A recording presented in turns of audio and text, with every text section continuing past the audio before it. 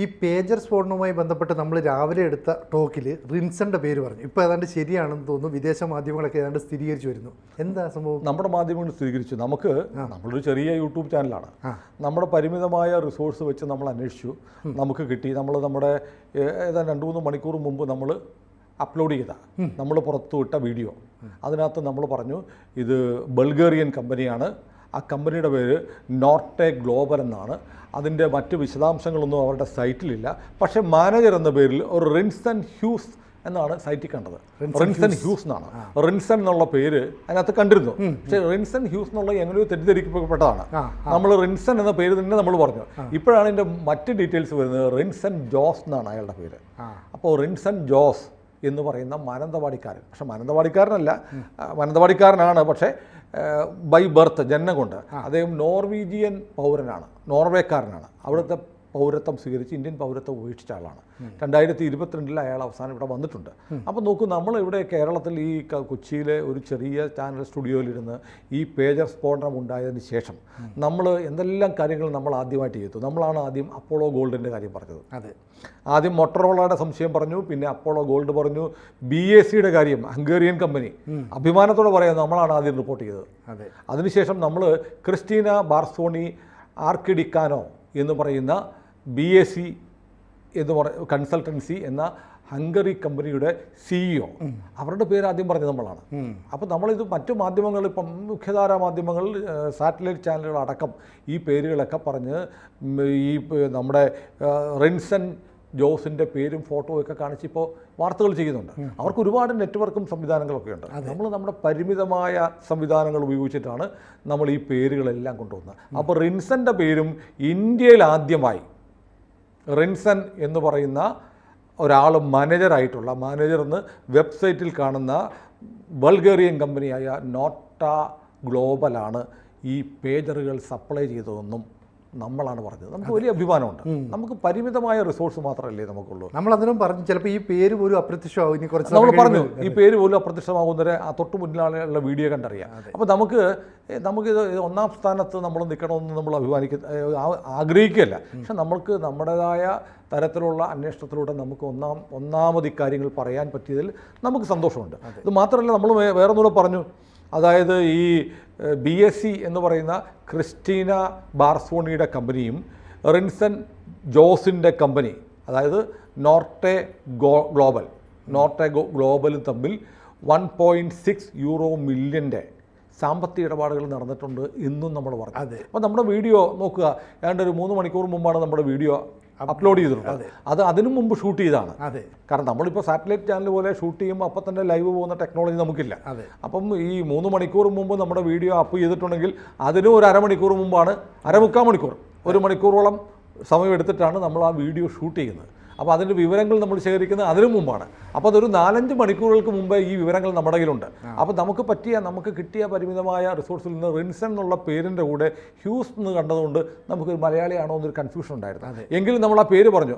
കാരണം ആ വീഡിയോ തീരും മുമ്പാണ് ഒരു പേര് കൂടെ പറയാനുണ്ട്, അത് വളരെ പ്രസക്തമാണ്. ആ പേര് ചിലപ്പോൾ പിന്നീട് ആ പേരും ഇല്ലാതായേക്കാം എന്ന് പറഞ്ഞു തന്നെയാണ് നമ്മൾ ചെയ്തത്. അപ്പോൾ അതിൻ്റെ ക്രെഡിറ്റ് ഏതായാലും നമുക്ക് തന്നെയാണ്. അപ്പോൾ ആരെങ്കിലുമൊക്കെ അവകാശപ്പെട്ടോട്ടെ, കുഴപ്പമൊന്നുമില്ല. ഏതായാലും നമ്മളിപ്പോൾ നോക്കൂ, ഇത് തുടക്കം മുതൽ നോക്കുമ്പോൾ ഇത് വല്ലാത്ത ദുരൂഹമായി പോയിക്കൊണ്ടിരിക്കുകയാണ്. അതായത് ഈ AR 924 എന്ന് പറയുന്ന പേജർ, അത് 5000-ഓളം പേജറുകളാണ്. അതിൻ്റെ മരണം എന്ന് പറയുന്നത് ലെബനോണിൽ ആദ്യത്തെ ദിവസം 3000-ഓളം പേർക്ക് പരിക്കേറ്റു. 2ാമത്തെ ദിവസം വീണ്ടും സ്ഫോടനങ്ങൾ ഉണ്ടായിട്ട് പിന്നെയും 10-600 പേർക്ക് പരിക്ക് പറ്റി. അങ്ങനെ ഈ ഒരു രാജ്യത്തെ പകുതിയോളം ഭാഗം കൈയടക്കി വെച്ചിരിക്കുന്ന ഒരു തീവ്രവാദ സംഘടനയ്ക്ക് കനത്ത ആഘാതം. അത് നസറുള്ള തന്നെ പറയുന്നുണ്ട്, ഞങ്ങൾക്ക് കനത്ത ആഘാതമാണ്, എന്നാലും ഞങ്ങൾ തിരിച്ചടി. അപ്പോൾ അങ്ങനെ പറയണമെങ്കിൽ എത്ര വലിയ ഷോക്കാണ്. നസറുള്ളയുടെ സ്റ്റേറ്റ്മെൻറ്റ് ഇന്ന് ടൈംസ് ഓഫ് ഇന്ത്യ ഉൾപ്പെടെയുള്ള പത്രങ്ങളുണ്ട്. അതെ, ഞങ്ങൾക്ക് വലിയ ബ്ലോയാണ്, പക്ഷേ ഞങ്ങൾ അതിജീവിക്കും, ഞങ്ങൾ തിരിച്ചടിക്കും എന്നാണ് പറഞ്ഞിരിക്കുന്നത്. അത്രയും വലിയൊരു ഓപ്പറേഷൻസ് നടന്നിട്ട് അതിൻ്റെ പല പ്രധാനപ്പെട്ട വിവരങ്ങളും ഇന്ത്യയിൽ തന്നെ ആദ്യമായി നമുക്ക് അവതരിപ്പിക്കാൻ കഴിഞ്ഞു, പ്രേക്ഷകരോട് പറയാൻ കഴിഞ്ഞു എന്നുള്ളത് നമ്മളെ വളരെ സന്തോഷം ഉണ്ടാക്കുന്നുണ്ട്. സന്തോഷമാത്രമല്ല, നമുക്കൊരു അഭിമാനകരമാണ്. നമ്മുടെ കൂടെ പ്രേക്ഷകർ നിൽക്കുന്നതുകൊണ്ടാണ്. അതാണ് നമ്മൾ നിരന്തരമായി നമ്മൾ ഇതിൻ്റെ വീഡിയോസ് ചെയ്യുന്നുണ്ട്. ഏതായാലും ഇതിനകത്ത് ഈ പറഞ്ഞ പോലെ കേരളത്തിലാണ് ഈ പറയുന്ന പോലെ ഹമാസ് വിരുദ്ധരായിട്ടുള്ള കുറേ ദേശീയവാദികളുമുണ്ട്. ഹമാസിന് അനുകൂലമായി ഏറ്റവും കൂടുതൽ ട്രെൻഡുള്ള ഒരു സംസ്ഥാനവും കേരളമാണ്. അപ്പോൾ നമ്മളിപ്പോൾ ഹമാസ് വിരുദ്ധരാണ്, നമ്മൾ ഇസ്രായേൽ പക്ഷക്കാരാണെന്ന് നമ്മൾ പരസ്യമായി പറഞ്ഞു. ഞങ്ങൾ ABC മലയാളം ഇസ്രായേലിൻ്റെ പക്ഷത്താണ്. കാരണം ഇസ്രായേലിൻ്റെ ഭാഗത്ത് നീതിയുണ്ട്. ഒക്ടോബർ 7 അവിടെ നടത്തിയ കൂട്ടക്കൊലയ്ക്കുള്ള തിരിച്ചടിയാണ് ഇസ്രായേൽ ചെയ്തുകൊണ്ടിരിക്കുന്നത്. അന്ന് കുഞ്ഞുങ്ങളെ കൊലപ്പെടുത്തി, സ്ത്രീകളെ കൊലപ്പെടുത്തി, അവരെ മാനഭംഗപ്പെടുത്തി വലിച്ചഴിച്ചുകൊണ്ട് പോയതൊക്കെ നമ്മൾ കണ്ടതാണ്. അതിൽ കണ്ണീരൊഴുക്കാതെ ഗസയിൽ കൊല്ലപ്പെടുന്നതിൻ്റെ പേരിൽ മാത്രം കണ്ണീരൊഴുക്കുന്ന ഈ പരിപാടിക്ക് നമ്മളില്ല. കൊല്ലപ്പെടുന്നത് മനുഷ്യനാണ്. എല്ലാ മനുഷ്യൻ്റെയും ജീവൻ ഒരേപോലെ വിലപ്പെട്ടതാണ്. എല്ലാ മനുഷ്യൻ്റെയും മനുഷ്യാവകാശങ്ങൾ ഒരേപോലെ പ്രധാനപ്പെട്ടതാണെന്നാണ് നമ്മുടെ കാഴ്ചപ്പാട്. ഏതായാലും നമുക്കിപ്പോൾ നമ്മൾ അഭിമാനത്തോടെ നമ്മൾ ഇസ്രായേലിന് വേണ്ടി, അങ്ങനെ തന്നെ പറയാം, ഇസ്രായേലിന് വേണ്ടി, ഇസ്രായേലിനെ അനുകൂലിച്ച് നമ്മൾ ഈ വീഡിയോകൾ ചെയ്യുന്നു. പക്ഷേ നമ്മൾ അതിനകത്ത് പക്ഷം പിടിക്കുന്നില്ല, നമ്മൾ സത്യം പറയുന്നത്. നടക്കുന്ന കാര്യങ്ങൾ സത്യസന്ധമായി പറയുന്നുണ്ട്. അപ്പം റിൻസൺ എന്ന് പറയുന്ന ആളും നമ്മൾ ഒരു മലയാളിയാണ്, മാനന്തവാടിക്കാരനാണ് എന്ന് അറിയുന്നതിൽ വലിയ സന്തോഷം. നമുക്കറിയാം, നമ്മളിപ്പോൾ അറിഞ്ഞ വിവരം, ഇദ്ദേഹം 2015 ഓസ്ലോയിൽ പോയ ആളാണ്. ഓസ്ലോയിലായിരുന്നു. അതിനുശേഷം അവിടെ ഒരു ലണ്ടനിലെ ഒരു അഡ്വൈസറി ഫേമിൽ ജോലി ചെയ്തു. അഡ്വൈസറി എന്ന് വെച്ചാൽ കൺസൾട്ടൻസി ആയിരിക്കണം. കൺസൾട്ടൻസി കമ്പനിയിൽ ജോലി ചെയ്തതിന് ശേഷമാണ് 2015 ഓസ്ലോയിലെത്തിയത്. ഓസ്ലോയിൽ നിന്നാണ് അദ്ദേഹം ഈ നോർവീജിയൻ പൗരത്വമൊക്കെ സ്വീകരിച്ച് ഇത്തരം ഇടപാടുകളൊക്കെ നടന്നത്. അപ്പോൾ ഏതായാലും അതിനകത്തൊരു സാമ്പത്തിക ഇടപാട് നടന്നിട്ടുണ്ട്. ബൾഗേറിയയുടെ നാഷണൽ സെക്യൂരിറ്റി ഏജൻസി ഇത് സംബന്ധിച്ച് അന്വേഷിക്കുന്നുണ്ട്.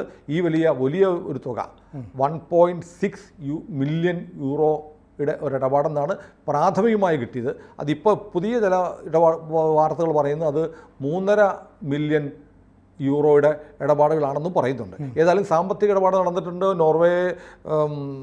ബൾഗേറിയൻ നാഷണൽ ഏജൻസിക്ക് പുറമെ ഇപ്പോൾ നോർവീജിയൻ പോലീസും ഇപ്പോൾ അന്വേഷണം ആരംഭിച്ചിട്ടുണ്ട്. ഏതായാലും ഇപ്പോൾ നേരത്തെ പറഞ്ഞ പോലെ ക്രിസ്റ്റീനയെ കാണാനില്ല.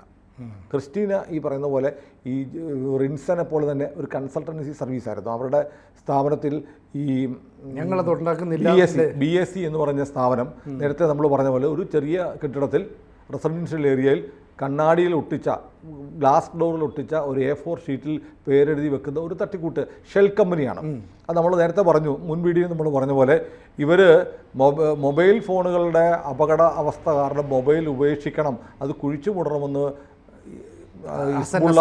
ഹസൻ നസറുള്ള പറഞ്ഞ ഉടൻ, ഹിസ്ബുള്ളയുടെ തലവൻ പറഞ്ഞ ഉടൻ തന്നെ 2 കമ്പനികൾ ഫ്ലോട്ട് ചെയ്തു എന്നാണ് പറയുന്നത്. ആ ഫ്ലോട്ട് ചെയ്ത 2 കമ്പനികളിൽ ഒന്ന് ഇപ്പോൾ നമുക്ക് വ്യക്തമാകുന്നുണ്ട്. ഇസ്രായേൽ ഫ്ലോട്ട് ചെയ്ത 2 കമ്പനികളിൽ ഒന്നിൻ്റെ പേര് BSc എന്നുമാണ്, രണ്ടാമത്തെ പേര് നോർട്ടെ ഗോൾഡ് എന്നുമാണ്. ഇത് രണ്ടും ഇസ്രായേൽ കമ്പനികളാണ്, ഇസ്രായേൽ ഉണ്ടാക്കിയ ഷെൽ കമ്പനികളാണ്. ആ ഷെൽ കമ്പനിയുടെ ഒന്നിൻ്റെ BSc എന്ന് പറയുന്ന ഹംഗറിയിലെ ബുഡാപെസ്റ്റിലെ ഷെൽ കമ്പനിയുടെ CEO ആയിരുന്നു ക്രിസ്റ്റീന ബാർസോണി അർക്കിഡിക്കാനോ. അതുപോലെ ബൾഗേറിയയിൽ ഉണ്ടാക്കിയ ഷെൽ കമ്പനിയുടെ മാനേജർ എന്നാണ് അവരുടെ സൈറ്റിൽ കണ്ടത് നമ്മുടെ റിൻസൺ ജോസ്. അപ്പോൾ ഇവർ രണ്ടുപേരും ഇസ്രയേലിന് വേണ്ടി പണിയെടുത്തവരാണ്.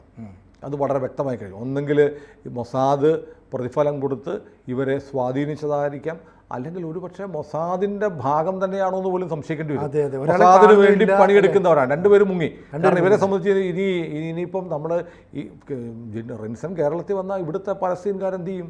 വെച്ചേക്കുമല്ലോ. അപ്പോൾ വലിയ സുരക്ഷാ പ്രശ്നവും സുരക്ഷാ ഭീഷണിയൊക്കെ വരുന്നുണ്ട്. ക്രിസ്റ്റീന എവിടെ പോയെന്ന് അറിയില്ല. ക്രിസ്റ്റീനയുടെ കാമുകൻ വന്നിട്ട് പറഞ്ഞത് നമ്മൾ കഴിഞ്ഞ വീഡിയോ പറഞ്ഞു, ക്രിസ്റ്റീന ഇങ്ങനെയൊന്നും ചെയ്യത്തില്ല, ക്രിസ്റ്റീന ഒരു ഇടനിലക്കാരിയാണ്, കിട്ടുന്ന കരാർ അനുസരിച്ച് കൊടുത്തു. ഏതായാലും വലിയ സാമ്പത്തിക മുടക്ക് ഫണ്ടിങ് നടന്നിട്ടുള്ള ഒരു ഏർപ്പാടാണ് പേജറുകളുടെ പേരിലുണ്ടായ ഈ കാരണം. ട്രാൻസാക്ഷൻ മാത്രമല്ല പ്രിയപ്പെട്ട പ്രേക്ഷകരെ, ഒരു കാര്യം കൂടെ പറഞ്ഞു. അതായത് ബുധനാഴ്ച ഇവരുടെ ശവസംസ്കാരം നടക്കുമ്പോൾ വാക്കി ടോക്കികൾ പൊട്ടിത്തെറിച്ചു എന്ന് പറഞ്ഞു. ഈ വാക്കി ടോക്കികൾ ഉണ്ടാക്കിയിരിക്കുന്നത് ജപ്പാൻ കമ്പനിയാണെന്ന് പറഞ്ഞു.